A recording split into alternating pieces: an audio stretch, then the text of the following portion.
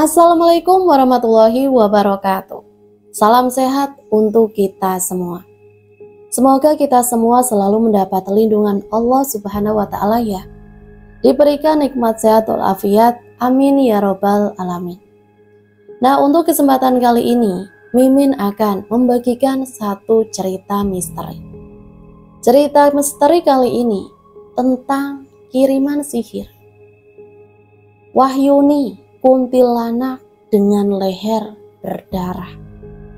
Nah, seperti apa ceritanya? Mari kita mulai.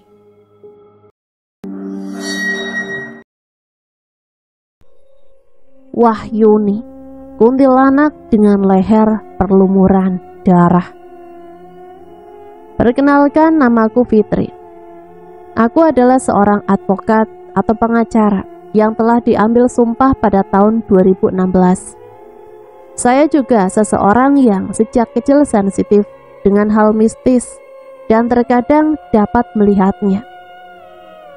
Pada tahun 2016-2017, saya bekerja di kantor hukum di Bandung. Namun pada tahun 2018, saya memutuskan untuk bergabung dengan salah satu kantor hukum di Purwakarta. Dan di kota inilah semuanya berawal. Pemilik dan pimpinan kantor hukum bernama Pak Agan. Saya bekerja di sana sebagai salah satu advokat yang menangani sejumlah perkara. Job desk saya mendatangi rumah calon klien, menanyakan kronologis perkara yang dialami oleh calon klien, memberikan nasihat hukum hingga pada penanganan perkara, sidang, dan lain-lain. Beberapa bulan di Purwakarta, saya dipertemukan dengan beberapa rekan sejawat. Di antaranya dengan Kak Nina, partner satu kantor, Bunda Sari, Kak Dewi, asisten Bunda Sari, dan satu rekan pria bernama Erdi. Kak Nina dan Bunda Sari adalah orang yang bisa melihat makhluk-makhluk tak kasat mata sejak kecil. Entah ini yang dinamakan kebetulan atau memang rencana Allah demikian. Tapi mereka semua memang rekan terbaik yang selalu ada di saat saya kesusahan. Hari itu hari Kamis. Kebetulan ada beberapa sidang di pengadilan negeri yang harus saya hadiri bersama Kak Nina. Sidang hari itu cukup memakan waktu, hingga kami selesai sidang sekitar pukul 15:30. Sesamanya di kantor, ternyata masih ada tugas yang harus kami kerjakan dari Pak Agan selaku pimpinan kantor. Tugas terakhir ini adalah mendatangi rumah calon klien yang berada di daerah Jatiluhur. Calon klien tersebut bernama Ibu Tita dan Bapak Ridwan. Pak Agan bilang mereka membutuhkan kuasa hukum untuk mengajukan restrukturisasi ke salah satu bank karena mereka dalam keadaan yang tidak memungkinkan untuk membayar angsuran. Sekitar pukul 16, kami berangkat menuju rumah calon klien yang letaknya tidak terlalu jauh dari kantor. Saya dan Kak Nina membawa sepeda motor masing-masing agar setelah dari rumah calon klien dapat langsung pulang ke rumah masing-masing. Sampai di sana kami tidak menemukan hal yang aneh. Sampai Ibu Tita dan Bapak Ridwan menceritakan hal yang menimpa beliau dan keluarganya. Bapak Ridwan adalah seorang kontraktor sukses, sementara Ibu Tita adalah seorang guru. Mereka dikaruniai 3 orang anak, yang ketiganya sudah bekerja, namun belum menikah. Kehidupan mereka awalnya serba ada, jelaslah karena semuanya berpenghasilan. Rumah besar, mobil beberapa buah, motor, dan beberapa bidang tanah yang mereka miliki. Tiba-tiba suatu hari, ada seseorang yang mengajak kerjasama kepada Pak Ridwan. Sebut saja Pak Osir, karena menurut Pak Ridwan kerjasama tersebut berisi kecurangan. Maka Pak Ridwan menolak kerjasama tersebut. Dengan kesal Pak Osir berkata, "Kamu akan menyesal telah menolak ajakan kerjasama ini." Dan semenjak penolakan itu, keadaan finansial calon klien kami berubah 180 derajat. Pak Ridwan mendadak sakit hingga membuat proyek yang direncanakannya semua batal. Ketiga anaknya secara bersamaan di PHK, padahal masing-masing berbeda tempat kerja. Harta benda yang disebutkan di atas terpaksa dijual satu persatu demi memenuhi kebutuhan hidup. Gaji Bu Tita selaku guru pun sudah dijaminkan untuk pembayaran bank. Yang paling aneh dari semua kejanggalan itu, setiap maghrib sekitar pukul 18 selalu terdengar suara orang mandi, padahal tidak ada orang di kamar mandi.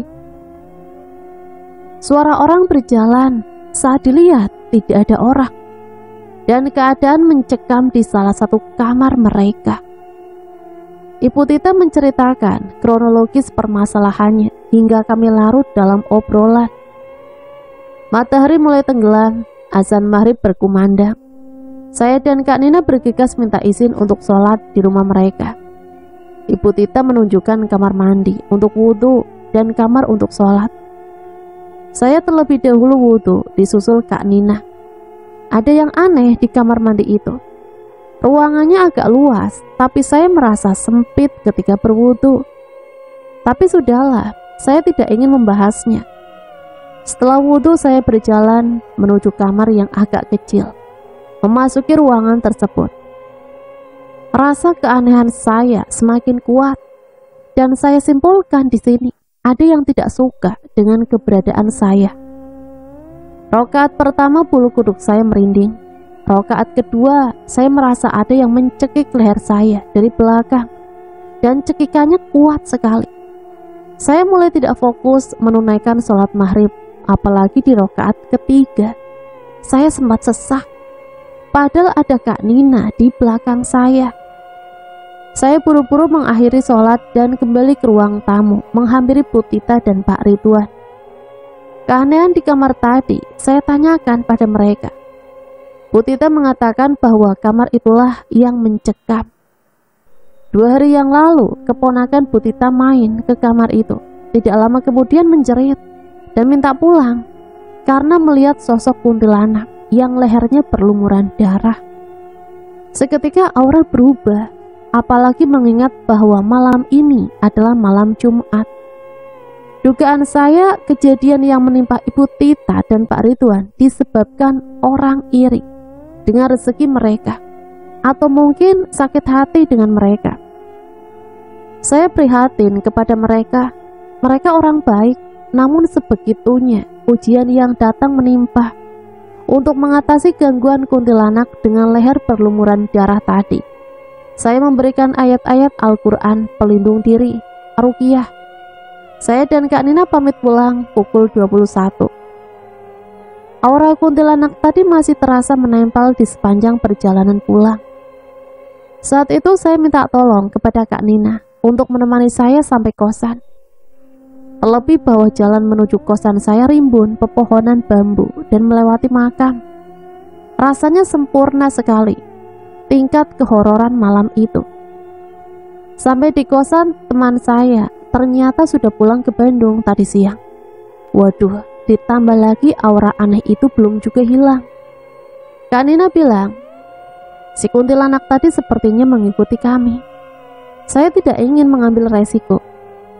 Malam itu juga saya memutuskan untuk menginap di rumah Bunda Sari di daerah Sadang. Melalui pesan WA kepada Bunda Sari, dan Bunda Sari dengan senang hati mengiyakan. Setelah menyiapkan pakaian yang aku bawa, segera kami tancap gas menuju Sadang sekitar pukul 22. Kak Nina dengan setia hendak menemani. Perjalanan baru beberapa meter, tiba-tiba Kak Nina berteriak kencang. "Fitri, hati-hati!" katanya. "Kenapa, Kak?" Si kuntilanak tadi kayaknya marah sama kamu. Dia nggak suka sama kamu." Bulu kuduk merinding sejadi-jadinya. Beberapa menit kemudian, tepatnya dekat pom bensin Sasak Besi, ban motor Kak Nina pecah. "Kak Nina!" Sontak saja aku menghentikan laju motor dan tidak turun. "Aku nggak bisa nganter kamu, Fit. Ban motor aku pecah. Kamu lanjut perjalanan aja ya. Aku nggak apa-apa kok. Maaf nggak jadi nganter," kata Kak Nina. "Oh iya Kak, oke nggak apa-apa. aku jalan duluan ya. Fit, dia ngikutin kamu terus. Saya tak menghiraukannya dan langsung tancap gas menuju daerah Sadang sekitar 7 km. Sesamanya di rumah Bunda Sari, wajah bagian bawah mata saya menjadi berwarna hitam legam, menyeramkan. Sesamanya di rumah Bunda Sari, saya menunggu di pintu gerbang rumah Bunda yang sudah terbuka. Rumah Bunda terdiri 2 lantai. Lantai pertama berisi ruang tamu, kamar tidur khusus tamu, kamar mandi khusus tamu yang berada di dalam kamar, dapur dan 2 kamar mandi di dekat dapur. Sementara lantai 2 terdiri dari kamar Bunda Sari dan suaminya, 2 kamar anaknya, dan 1 kamar mandi. Sambil melangkahkan kaki, saya mengucapkan salam. Assalamualaikum Bunda. Saya melihat layar handphone yang mana jam menunjukkan pukul 22:35. Tidak lama kemudian dari dalam terdengar jawaban salam. Waalaikumsalam, masuk Teh Fitri. Bunda Sari menghampiri saya. Seperti biasanya, beliau menampilkan senyum ramahnya. Namun ketika itu, senyum ramah Bunda Sari berganti menjadi raut wajah yang terheran-heran, menatap wajah saya. Teh Fitri kenapa? Tidak berhenti menatap mata dan wajah saya. Kenapa Bunda? Ada yang aneh ya sama muka aku? Saya balik bertanya. Enggak. Oh ya Teh Fitri, pasti kecapean. Langsung ke kamar aja ya Teh. Bunda juga mau tidur. Bunda bergegas menuju kamarnya di lantai 2. Oh ya Bun, Fitri langsung rebahan di kamar ya. Iya. Pintu kamar saya tutup rapat dan kunci. Kamar dan kamar mandinya tidak asing bagi saya, karena bukan pertama kalinya saya menginap. Dalam 1 minggu mungkin 1-2 kali ikut menginap di kamar ini.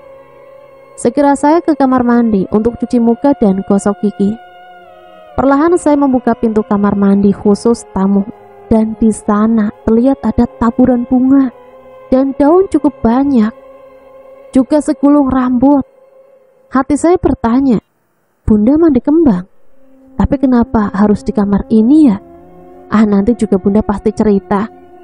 Tanpa berpikir panjang saya tuangkan pembersih wajah ke telapak tangan.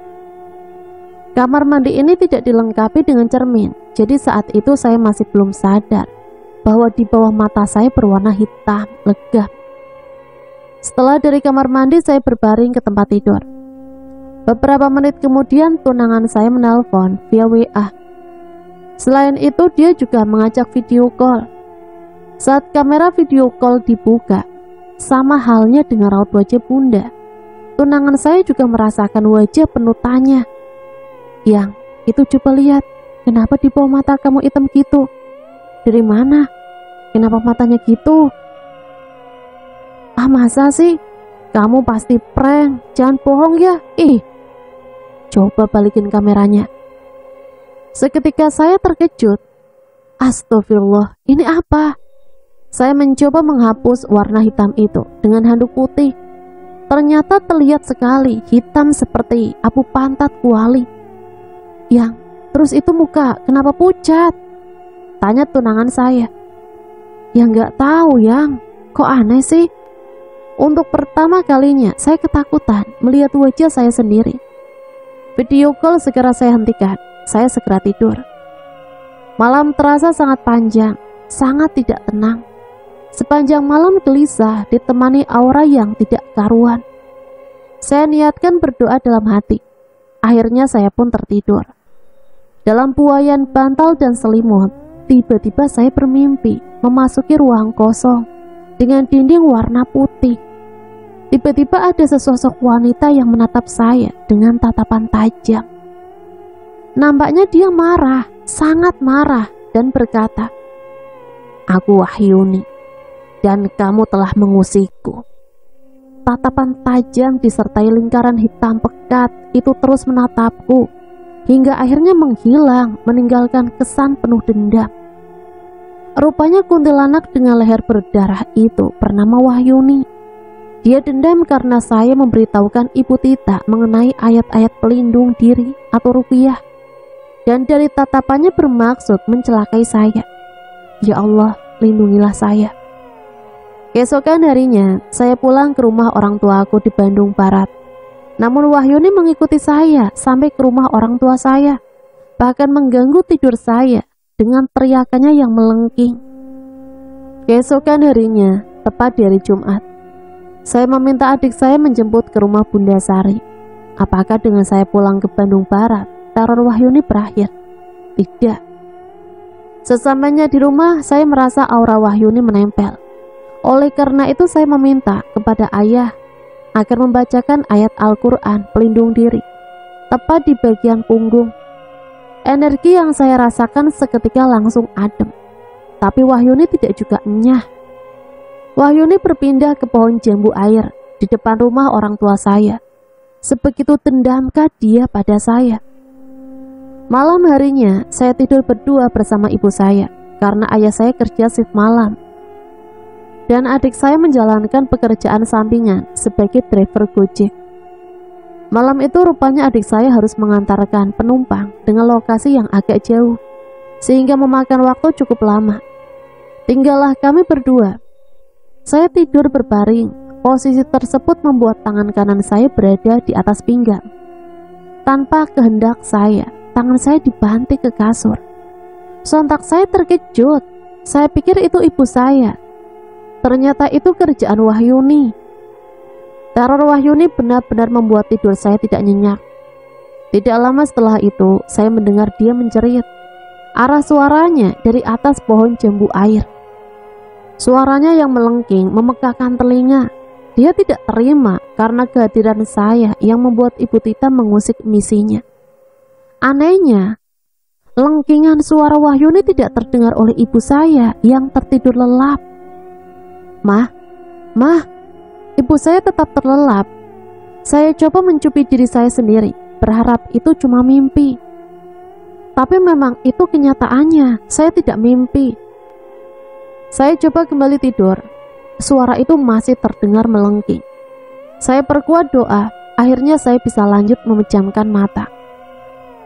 Hari berlalu dengan sejumlah keanehan. Sabtu, Minggu, dan jumpa lagi pada hari Senin, di mana saya harus kembali ke Purwakarta.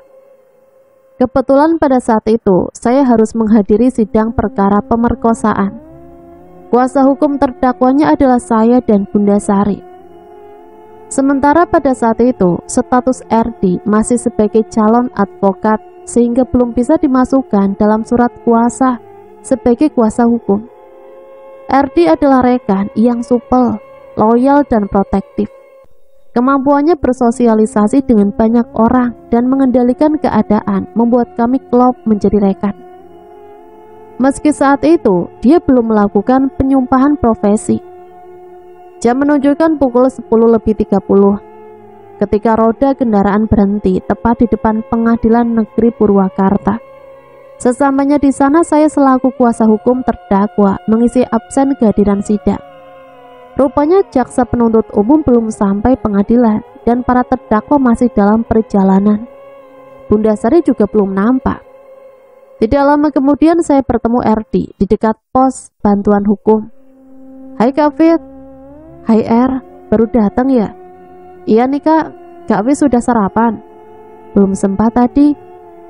Oh, kalau gitu kita ke kantin emak aja yuk. Aku pun belum sarapan, sekaligus makan siang. Oke lah, ayo. Setelah selesai makan, posisi garpu dan sendok pasti dibalik untuk menandakan sudah selesai makan. Tapi hari itu lain. Sendok dan garpu yang baru saja saya taruh terbalik tiba-tiba bergeser sendiri di piring. Saya terkejut karena baru pertama kali ini melihat sendok dan garpu bergerak dengan sendirinya. Astagfirullahaladzim. Ini pasti kerjaan si Wahyuni nih.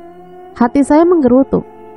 RD yang mendengar saya langsung bertanya, kenapa Kak Fit? Setelah selesai makan, saya menceritakan tentang si Wahyuni ini pada RD. Betapa kagetnya RD mendengar cerita saya dan bersimpati dengan hal yang saya alami. Assalamualaikum. Tiba-tiba terdengar suara dua orang perempuan dari luar kantin. Ternyata itu adalah Bunda Sari bersama Kak Dewi. Waalaikumsalam. Bunda, baru datang Bun. Kak, duduk dulu sini. Aku sama RD baru selesai makan tadi. Bunda udah makan teh tadi di rumah. Oh iya teh, ada hal yang mau bunda bicarain sama Teh Fitri. Teh Fitri waktu kemarin nginep di bunda, kenapa? Bawa siapa? Wajah Bunda Sari seketika gelisah. Ada apa emangnya Bun? Fitri nggak bawa siapa-siapa kok. Tapi perkataan saya terpotong karena Bunda langsung melanjutkan pembicaraannya. Di bawah mata Teh Fitri itu kelihatan hitam banget. Bunda serem lihatnya teh. Tapi Bunda nggak mau nanya lebih detail karena lihat Teh Fitri kayak kecapean. Iya Bun, Fitri sadarnya pas video call sama Bang Dera, tunangan saya. Ternyata memang hitam. Tapi Fitri nggak tahu kenapa. Oh iya, Bunda sejak kapan mandi kembang? Mandi kembang? Maksudnya? Bunda malah balik bertanya. Kemarin waktu aku nginep di Bunda, aku lihat ada taburan bunga, daun sama gulungan helai rambut. Fitri pikir itu Bunda habis mandi kembang. Itu kamar mandi khusus tamu. Logikanya ngapain Bunda mandi kembang di sana? Kan di lantai 2 juga ada kamar mandi, di dekat dapur juga ada 2 kamar mandi. Terus kenapa nggak bilang teh? Fitri takut ganggu Bunda, takutnya Bunda udah tidur, dan pagi-paginya Fitri lupa bilang. Teh Fitri tahu nggak? Bu Ranti, asisten rumah tangga Bunda, juga nemuin taburan bunga sama daun di depan gerbang rumah Bunda waktu Jumat pagi. Iya Bun, bahkan beberapa hari ini hidup terasa nggak tenang. Kata saya, aku punya kenalan kak, Mang Acun, mantan tukang kebunku, suka minta didoakan ke salah satu ustadz di daerah Cikadondong. Siapa tahu dia bisa membantu Kak Fit. Kata RD, yaudah, kalau gitu coba dulu RD hubungi Mang Acunnya, biar bisa nganter ke sana. Nanti Bunda antar. Pakai aja mobil si bungsu, kata Bunda. Saat kami mendatangi rumah Pak Ustadz Adang, Wahyuni menangis dan menjerit di bangku. Saya, RD, dan Bunda berangkat menggunakan Honda Jazz merah milik anak bungsu Bunda Sari. Saat itu RD yang mengendarai mobil, karena Ustadz yang kami datangi adalah langganan berobatnya Mang Acun. Maka kami terlebih dahulu mendatangi rumah Mang Acun dan meminta Mang Acun sebagai petunjuk jalan menuju rumah Ustadz Adang. Kebetulan pada saat itu Mang Acun ada di rumahnya. Tidak lama kemudian kami bersama berangkat menuju daerah bernama Cikadondong. Semula berjalan biasa saja. Saya pikir jaraknya dekat, tinggal menelusuri jalan raya dari Ciganea dan nanti masuk wilayah Cikadondong. Namun ternyata saya salah. Setelah mobil memasuki jalan perkampungan, jarak dari pertama belok menuju rumah Pak Ustadz memakan waktu sekitar 4-5 jam. Jalan yang kami lewati bukan hanya pemukiman penduduk. Kami melewati kebun pisang, pepohonan bambu, dan hutan. Kebun pisang yang kami lewati cukup luas. Di sana raut wajah Bunda Sari mulai berubah. Bun, lihat sesuatu ya? Iya teh, sebelah kanan itu ada lemper putih. Teh Fitri nggak apa-apa, Teh Fitri pucat. Dan di belakang Teh Fitri ada perempuan itu, Wahyuni. Tangan Bunda menunjuk ke arah belakang saya. Aku nggak tahu Bun, sebegitu ngefansnya dia sama Fitri. Padahal Fitri cuma ikut sholat di rumah calon klien dan ngasih tahu ayat-ayat ruqyah aja. Ih serem ya teh, lehernya berdarah gitu. Sementara itu Mang Acun melakukan tugasnya, mengarahkan jalan kepada RD agar kami tidak tersesat. Setelah melaju dengan jarak 2 km dari kebun pisang tadi, kami dihadapkan dengan pepohonan bambu yang rindang. Aduh Bun, ini sih teman-temannya si Wahyuni pada nongkrong di sini. RD, bisa lebih cepat nggak mobilnya?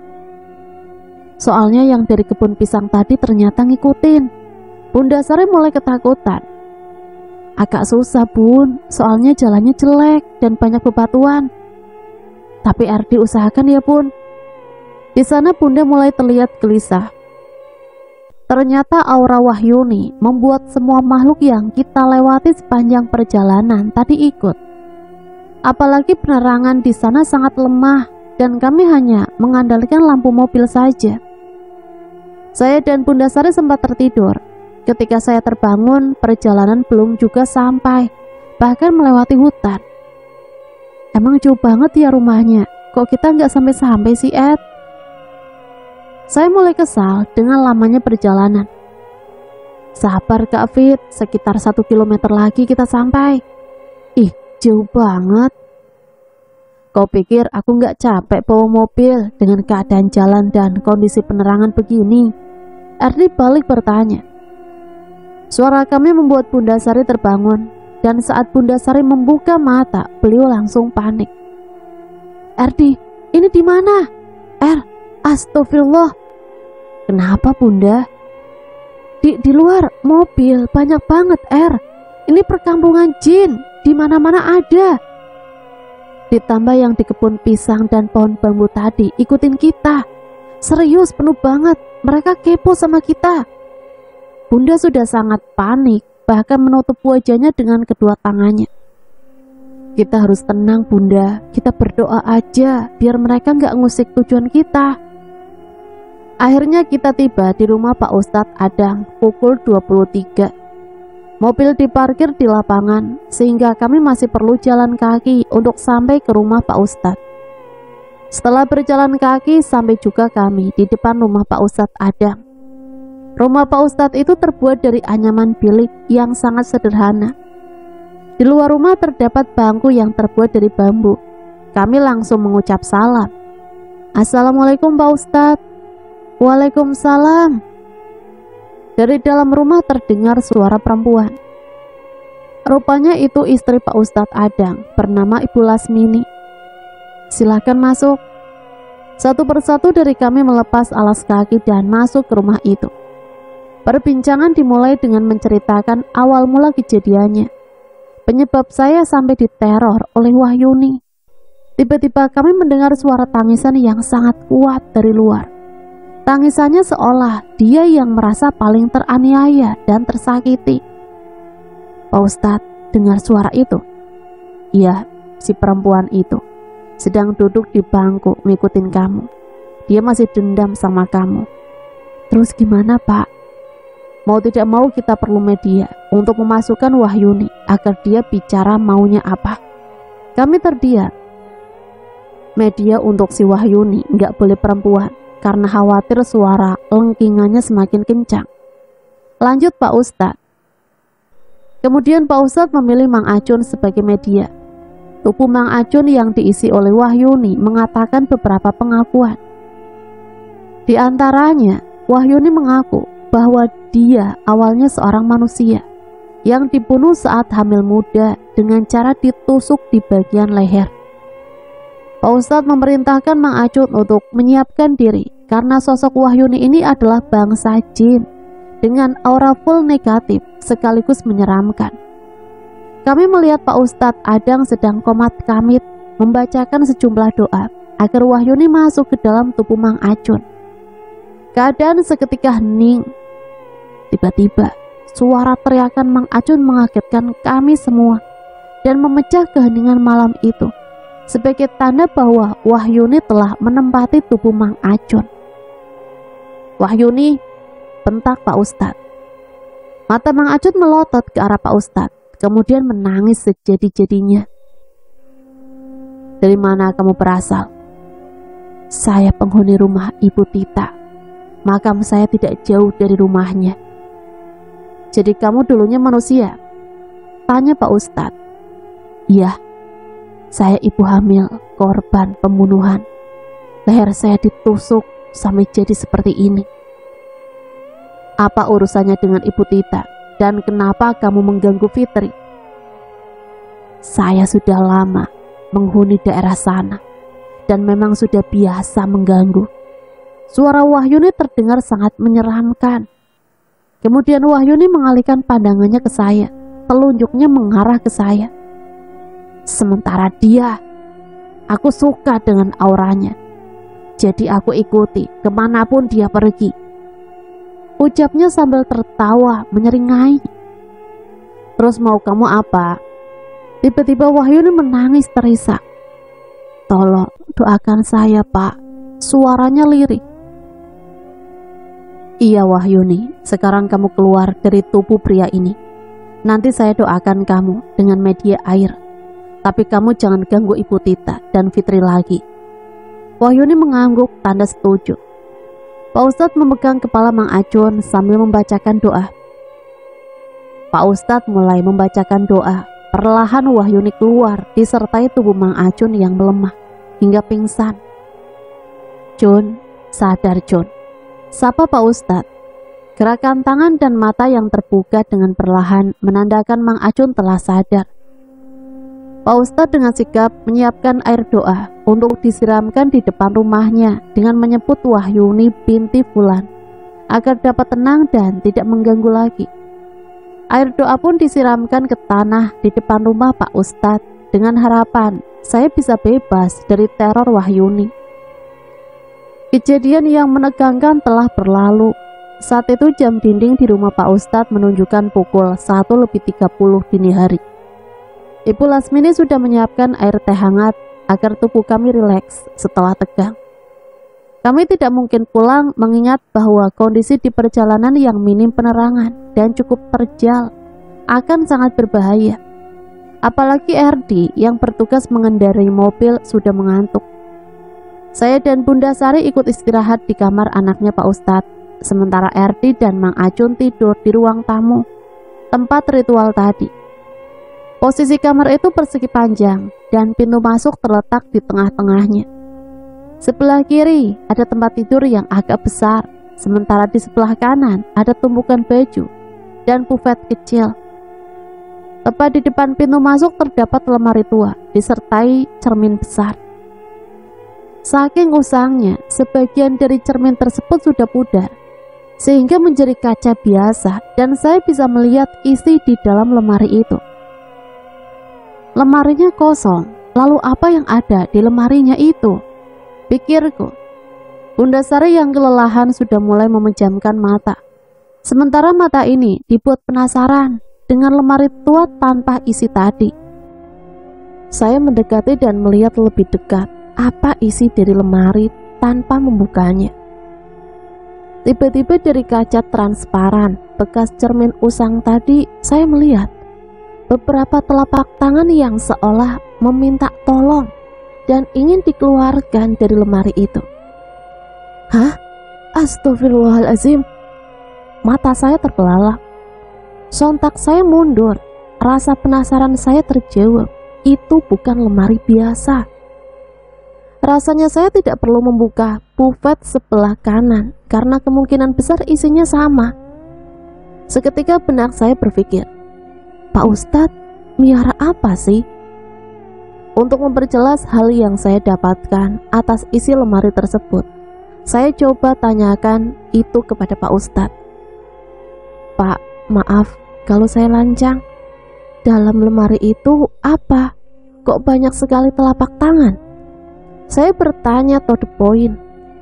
Pak Ustadz Adang hanya tersenyum. Fitri sensitif ya. Itu leluhur istri saya. Dan di bufet isinya leluhur dari saya, jawab Pak Ustadz. Terus menurut Pak Ustadz, gulungan rambut sama taburan bunga di kamar mandi dan depan rumah itu apa ya? Saya menguji. Itu taburan bunga dari bangsa jin menyambut kamu. Jawabnya dingin. Hati saya menggerutu, ada yang gak beres. Setelah istirahat dengan cukup, kami pun pulang. Ternyata pengakuan Wahyuni itu adalah suatu kebohongan. Keesokan harinya saya chat Bu Tita via WA agar mengirimkan ke kantor Pak Agan persyaratan berkas-berkas untuk dituangkan ke dalam surat kuasa. Dengan surat kuasa inilah saya dan Kak Nina bisa bertindak berdasarkan perundang-undangan yang berlaku. Saya meminta Bu Tita mengantarkan berkas tersebut karena saya tidak ingin lagi bertemu dengan Wahyuni. Sekaligus ingin menceritakan bahwa saya diteror oleh kuntilanak perempuan yang berada di rumahnya, serta bermaksud mencari tahu apakah benar Wahyuni adalah seseorang yang jasadnya dimakamkan di sekitar rumah Bu Tita. atau hanya karangan semata? Dalam jawaban WA-nya, Bu Tita akan mendatangi kantor kami sore ini karena beliau harus mengajar terlebih dahulu. Sore harinya Bu Tita pun datang dengan membawa berkas-berkas yang diperlukan. Setelah memberikan gambaran strategi hukum atas perkara beliau yang nantinya akan kami tangani, saya menyempatkan diri untuk menceritakan mengenai Wahyuni. Betapa terkejutnya Bu Tita mendengar cerita dari saya. Wah, masa Neng? Ya Allah, sampai segitunya. Ibu jadi merasa bersalah sama Neng. Nanti kedepannya kita ketemu di sini aja ya Neng. Jangan ke rumah Ibu. Ibu khawatir Neng kenapa-napa. Bu Tita menatap mata saya cemas. Iya Bu. Oh ya, dari pengakuan kuntilanak itu dia bilang bahwa dia adalah wanita hamil korban pembunuhan yang ditusuk di bagian leher dan katanya dimakamkan di sekitar rumah Ibu. Ibu bukan asli penduduk sana Neng, tapi Ibu mau coba cari tahu sama tetangga yang asli orang sana. Minta tolong ya Bu. Oh ya, sekalian coba Ibu hubungi orang banknya juga. Jadi sekalian kita bertemu hari Kamis sambil jalan ke bank. Iya Neng. Hari Rabu terlewati, tidak ada tanda-tanda kehadiran Wahyuni. Saya cukup merasa lega, meskipun masih menyisahkan tanya tentang status ustadznya Pak Adang. Hari Kamis tiba, Bu Tita kembali datang ke kantor kami. Beliau membawa informasi yang mengherankan. Neng, Ibu sudah tanya ke tetangga asli sana. Katanya dulu rumah yang Ibu tempati dan sekitar rumah Ibu cuma hamparan kebun jagung dan sawah. Gak ada kuburan. Ibu tanya juga di sekitar sana. Gak ada heboh korban pembunuhan kok Neng. Kata Bu Tita mengerutkan kening. Berarti si Wahyuni bohong. Gerutuku dalam hati. Hari ini saya mendampingi Bu Tita ke bank untuk proses pengajuan restrukturisasi angsuran. Kebohongan Wahyuni membuat saya semakin penasaran. Saya yakin dia masih dendam dan ada tujuan tertentu. Apakah setelah diberikan air doa oleh Pak Ustadz Adam, Wahyuni akan tenang dan berhenti mengganggu? No, benar dugaan saya. Ternyata teror Wahyuni belum juga usai. Entah beberapa hari kemudian, saya diminta ibu saya untuk mengantar beliau berobat ke salah satu rumah sakit di Bandung Barat. Karena ibu saya menderita diabetes. Proses administrasi menggunakan BPJS membuat kami harus sabar menanti. Kami menghabiskan waktu di rumah sakit cukup lama. Apalagi ternyata dokter spesialis ahli dalam yang menangani ibu saya terjebak macet. Setelah menunggu lama, akhirnya ibu saya diperiksa juga. Kami pun pulang agak larut malam. Sesamanya di rumah, saya merasa kurang enak badan dan merasa punggung saya tiba-tiba gatal dan perih. Jadi saya minta tolong ibu saya untuk mengoleskan minyak angin ke punggung saya. Mah, kayaknya Neng masuk angin deh. Boleh minta tolong olesin minyak angin gak? Sini, biar dibalur. Tiba-tiba ibu saya kaget karena melihat sesuatu yang aneh di punggung saya. Teteh, sakit nggak punggungnya? Ini kenapa? Ibu saya khawatir. Iya ini Bu, kerasa gatal dan perih. Emangnya ada apa? Ada bekas cakaran 6 garis di punggung Teteh. Teteh barusan main sama kucing ya? Soalnya luka baru dan sedikit berdarah. Kata ibu saya dengan wajah cemas. Kan seharian ini Neng nemenin Mama ke rumah sakit. Coba Mah fotoin cakarannya. Saya penasaran. Saya melihat cakaran itu memanjang dari pundak hingga pinggang tanpa terputus atau terjeda. Nampak jelas 3 garis di punggung bagian kanan dan 3 garis di bagian kiri. Saya memang memelihara beberapa ekor kucing, tapi setelah saya bandingkan diameter bekas cakaran kucing dengan cakaran di punggung, ukurannya berbeda. Alasan lain bahwa seharian ini saya menemani ibu saya di rumah sakit, sementara itu adalah luka cakaran baru. Saya menceritakan kejadian ini kepada Bunda Sari dan RD via WA. Mereka kaget sekaligus prihatin dengan keadaan saya. untuk memastikan apakah ini perbuatan Wahyuni atau bukan. Erdi dan Bunda Sari mendatangkan ustadz yang baru dari Purwakarta ke rumah saya. Namanya Ustadz Faiz. Saya sempat menolak karena dari pengalaman saya mengenal Pak Ustadz Adang. Terkadang yang dipanggil Ustadz belum tentu mengobati dengan tata cara yang dianjurkan agama. Saya cerah. Namun Bunda Sari dan Erdi tetap membawa Ustadz Faiz ke rumah saya. Ketika Ustadz Faiz bersama Bunda Sari dan Erdi sampai di rumah saya menceritakan apa yang telah terjadi tentang cakaran itu. Ustadz Faiz meyakinkan saya bahwa itu adalah cakaran sosok kuntilanak. Tepatlah dugaan saya bahwa itu adalah perbuatan Wahyuni, si kuntilanak yang lehernya berlumuran darah. Kesal, sedih, takut, semuanya menjadi satu. Sore itu Ustadz Faiz membacakan sejumlah ayat-ayat Al-Quran pelindung diri. Saya sangat berharap semoga upaya kali ini berhasil. Semoga dengan jalan Ustadz Faiz, kuntilanak itu bisa menjauh dari saya. Beberapa hari kemudian, saya, Erdi, dan Bunda Sari bertemu lagi dalam agenda putusan setelah sidang perkara pemerkosaan yang kami tangani bersama. "Wahyuni menerormu lagi, Kak?" tanya Erdi.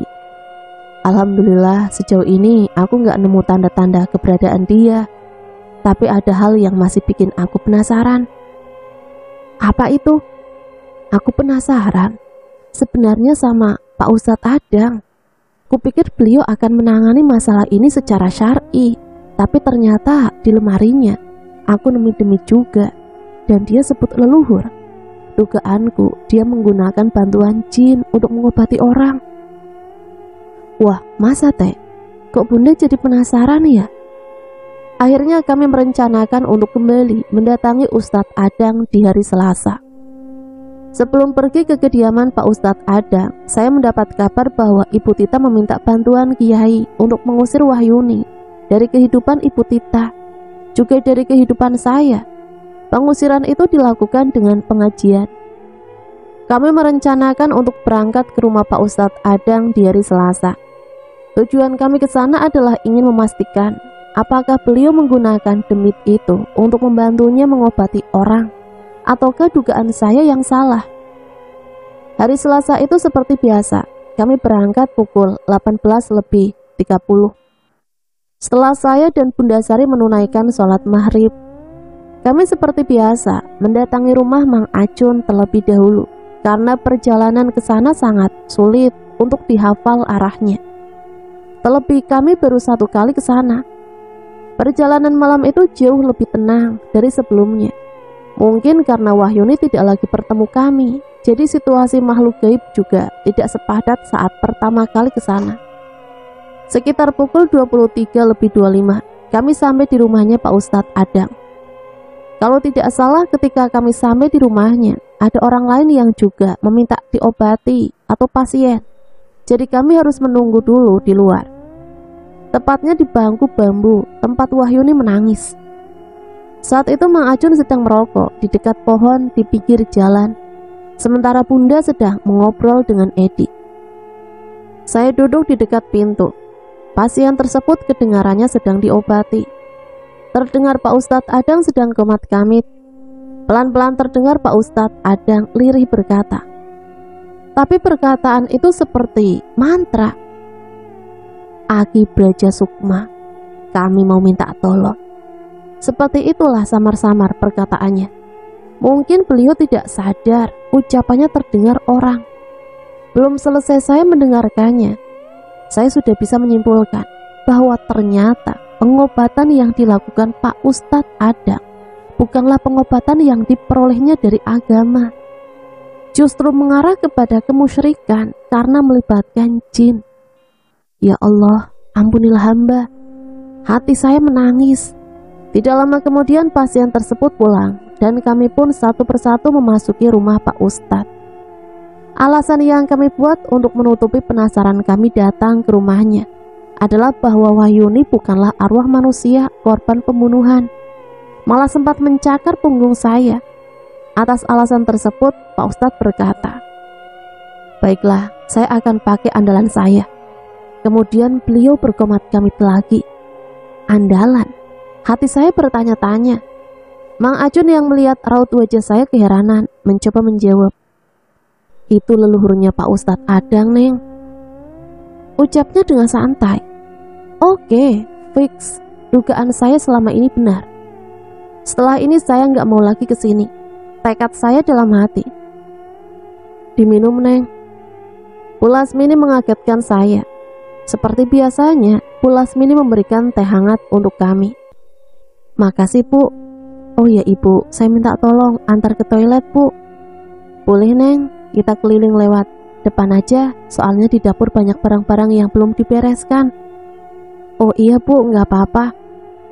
Toilet di sana terletak di bagian belakang dan berada di luar rumah. Sementara di daerah rumah Pak Ustadz masih sedikit rumah penduduk. Seingat saya bagian pinggir rumah adalah kebun pisang dan pepohonan besar lainnya. Jadi jika ke toilet lewat jalan depan, mau tidak mau harus melewati pohon pisang dan pohon besar tadi. Oh iya, sepertinya ritual Pak Ustadz Adang sudah dimulai, walau tanpa saya. Pegang tangan saya, Neng, kata Bu Lasmini. Iya, Bu. Saya mengandalkan lampu senter handphone karena di pinggir rumah Pak Ustadz tidak ada lampu sebagai penerangan. Sambil memegang tangan Bu Lasmini, saya merasa ada hal aneh. Tangan Bu Lasmini saat itu dingin. Saya juga merasa aura Bu Lasmini aneh. Ibu nggak kenapa-napa kan? Enggak, Neng, cuma sedikit batuk aja. Saya lega, artinya yang saya pegang tangannya itu manusia, bukan demit. Saya kembali merasakan hal aneh saat saya buang air. Bu Lasmini menunggu saya di luar toilet, tapi saya tidak merasa ada orang di sekitar sana. Bahkan sempat berpikir bahwa Bu Lasmini tidak menunggu saya sampai selesai. Saya keluar toilet dan memanggil Bu Lasmini. Bu, Ibu. Iya, Neng, Ibu nungguin kok. Syukurlah, saya pikir Ibu ninggalin saya, kata saya sambil kembali menggenggam tangan Bu Lasmini menuju depan rumah.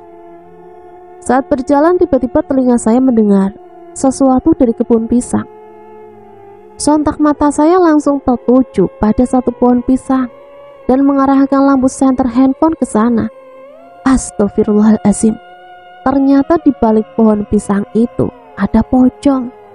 Dan ketika saya memindahkan lampu senter ke pohon yang lain, dengan perasaan sensitif yang saya miliki, saya merasakan pocong itu tidak hanya satu, tapi banyak. Ditambah makhluk lain yang bergelantungan di atas pohon, dan dinginnya tangan Bu Lasmini menambah kengerian malam itu. Kenapa, Neng? Enggak, Bu. Saya tidak mau bilang. Saya pun kembali ke rumah itu menghampiri Bunda Sari dan Erdi. Tidak lama dari sana, kami pun pulang dengan mengambil kesimpulan bahwa Pak Ustadz Adang bekerja sama dengan demit atau jin yang katanya leluhur untuk mengobati orang. Pak Ustadz Adang menyuruh jin leluhur kepercayaannya untuk melawan Wahyuni, membiarkan jin leluhurnya bertempur dengan kuntilanak ganas itu. Nampaknya Pak Ustadz sangat percaya dan mengandalkan jin leluhurnya. Dia bisa mengetahui permasalahan kita. Itu juga diberitahu oleh jin leluhur. Tapi nyatanya tidak semua informasi yang diberikan jin leluhur tersebut benar. Contohnya informasi yang didapat Pak Ustadz dari jin suruhannya mengenai tabur bunga dan daun di kamar mandi Bunda Sari, yang katanya Pak Ustadz sebagai sambutan jin juga itu hanya karangan jin suruhannya. Feeling saya itu bukan sambutan, tapi lebih kepada ritual tumbal. Wallahu a'lam sih jelasnya seperti apa. Sekitar 1 minggu dari rumah Pak Ustadz, setelah saya pulang dari kantor Pak Agan, saya kembali menginap di rumah Bunda Sari. Hari itu hari Rabu. Saya berniat puasa keesokan harinya. Sebelum tidur saya merencanakan akan sahur. Saya pasang alarm jam 3. Setelah itu merenung. Alhamdulillah, teror Wahyuni sudah lama hilang. Dengan lega. Ya walaupun saya sadar di setiap tempat ada penghuninya, termasuk di pojok kamar Bunda Sari ada sosok anak kecil, tapi dia tidak sejahat si Wahyuni. Anak kecil itu hanya diam dan main di sekitar rumah Bunda Sari, tidak untuk mengganggu. Saya terlelap, alarm membangunkan saya pukul 3:15. Saya akan membuka mata. Saya mendengar suara yang sangat ribut dari arah tempat Bunda Sari menjemur pakaian. Tempatnya di belakang, karena di atasnya terpasang kanopi, jadi jika turun hujan pasti berisik. Tapi saat itu lain. Saat saya berjalan ke arah sana, ternyata yang turun bukan hanya hujan air, tapi disertai pasir. Hujan air dan pasir? Hah? Gak salah? Apa ini mimpi? Saya merasa itu tidak nyata. Saya mencubit tangan saya sendiri, tapi terasa sakit. Tubuh saya merinding bagaikan kaktus yang mengeluarkan duri.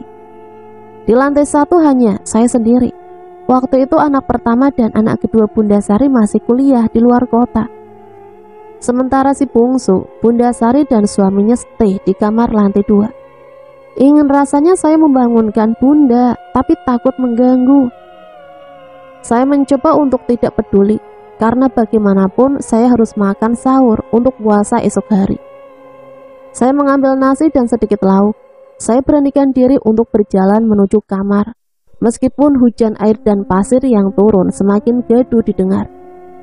Allahu Akbar, kenapa lagi ini? Kataku dalam hati.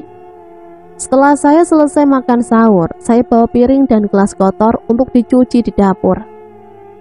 Suara gaduh itu perlahan hilang. Setelah cuci piring dan gelas, segera saya masuk kamar untuk menggosok gigi, karena sebentar lagi imsak. Imsak pun tiba, tapi merinding di badan saya masih ada. Hati mulai tenang ketika azan subuh berkumandang. Tidak lama setelah azan, saya mendengar ada langkah kaki keluar menuju gerbang dan membukakan gerbang. Oh, itu suami Bunda siap-siap ke masjid. Saya tidak berpikir macam-macam, karena seperti biasanya Pak Arman, suami Bunda Sari, bergegas ke masjid setelah azan subuh berkumandang. Tapi setelah saya dengar secara jelas, langkah kaki itu seperti kaki yang diseret. Perlahan suaranya menjauh dari gerbang rumah Bunda Sari. Hati saya bertanya-tanya, Pak Arman sakit kakinya ya? Kok jalannya diseret? 1 menit kemudian saya melihat Pak Arman baru turun dari tangga. Malah beliau baru mau berangkat ke masjid. Wah, kalau Pak Arman baru berangkat, lalu tadi yang jalannya diseret siapa? Ya Allah, ini ada apa lagi? Besok saya harus cerita ini sama Bunda Sari. Harus. Ternyata Bunda juga merasakan keanehan yang sama. Tepat pada pukul 3:15, ada makhluk yang mengucapkan Assalamualaikum dini hari itu kepada Bunda. Tapi siapa? Kejadian semalam masih menyisakan tanya di benakku. Siapa yang datang? Untuk apa datang? Wahyu nikah? Ataukah suatu pertanda? Pagi itu segera saya matikan AC, menyingkap tirai korden dan membuka jendela agar udara segera bisa mengisi rongga paru. Udara di pagi hari dan udara semalam seolah bertukar shift melalui jendela itu. Terlihat Bu Ranti sedang membereskan halaman di teras dan halaman rumah Bunda. Pagi Bu. Ada Neng Fitri. Bu Ranti tersenyum ramah. Saya membalas senyuman itu dengan senyuman kecil. Lalu kubuka handphone, nampak ada WA dari RD. Intinya isi WA itu adalah pekerjaan ya, kita skip saja. Jam di layar handphone menunjukkan pukul 6:25. Saya harus segera mandi agar tidak kesiangan ke kantor Pak Agan. Setelah mandi dan siap-siap berangkat, saya membuka pintu menuju ruang tengah. Saya ingin memastikan sisa pasir dari hujan pasir tadi malam.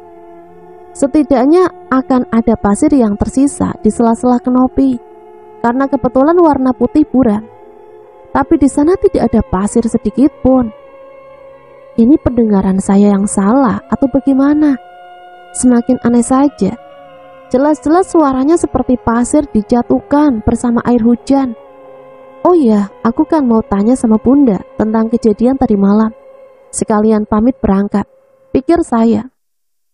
Saya mendengar suara Bunda Sari yang sedang mengobrol dengan Bu Ranti di lantai 2, tapi tidak begitu jelas.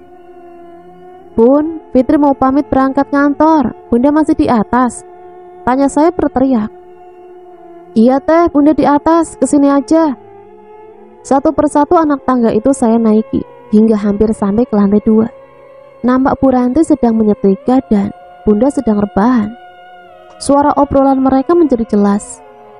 Iya Bu Ranti, semalam saya teh dengar ada yang assalamualaikum. Kedengarannya di depan pintu, kata Bunda Sari kepada Bu Ranti. Pagi Bunda, saya tiba-tiba menyapa. Teh Fitri. Bun, nanti RD mau kesini, mau minta kopian dakwaan sama eksepsi kita yang perkara pemerkosaan, buat bahan dia belajar. Iya teh, suruh sini aja. Teh Fitri jadi sahur. Udah naruh lauknya di atas kulkas. Iya Bunda, ada kok. Oh iya, pas sahur itu hujannya keras banget kedengarannya ya Bun. Kayak hujan air dicampur pasir. Tapi barusan dicek nggak ada sisa pasir kok Bun. Oh iya, Bunda juga dengar. Hujannya kok agak beda ya. Teh Fitri udah cek. Udah Bun, tapi nggak ada apa-apa. Bunda juga dengar suara assalamualaikum 2 kali, sekitar jam 3:30 lah. Tadinya kalau sampai 3 kali mau Bunda jawab, tapi nggak ada teh. Suaranya kayak pernah dengar di mana gitu, agak familiar. Terus kayak orang yang sedih, layu, lemes gitu. Perempuan apa laki-laki Bun? Perempuan teh. Bun, Fitri juga pas udah azan subuh dengar ada orang yang jalan keluar pintu dan gerbang, tapi kayak diseret gitu. Suaranya lama-lama hilang.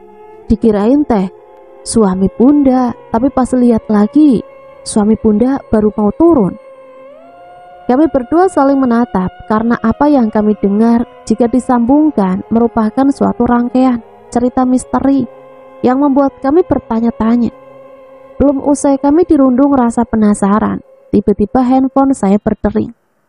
Layar ponsel memberi informasi bahwa yang menelpon saya adalah RD. RD nelpon Bunda, sebentar ya.